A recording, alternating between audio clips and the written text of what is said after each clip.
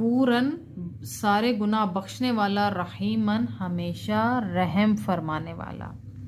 अभी मेरा रब अल्लाह सुब्हानहू व तआला दरजात को बयान फरमा रहा है और अपनी शान रहीमी बयान फरमा रहा है कि अल्लाह पाक बख्शने वाला और रहम फरमाने वाला है, कि अल्लाह पाक अपने बंदे से बहुत प्यार करता है।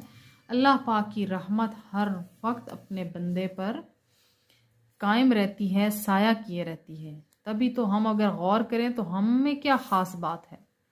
हम तो एक नमाज अदा करते हैं तो 100 दफ़ा उसको जताते हैं, अपने दिमाग में अपने आप को बहुत ऊंचा समझते हैं, हालांकि हमने टकरें मारी होती हैं, हमने तो को खशू खजू से नमाज भी अदा नहीं की होती है, लेकिन उसके बावजूद मेरा रब अदा करता है और ख़जाने अपने खोल देता है हम पर। अल्लाह पाक हमें शुक्रगुजार बनाए, जो हमारे पास है हमें उसको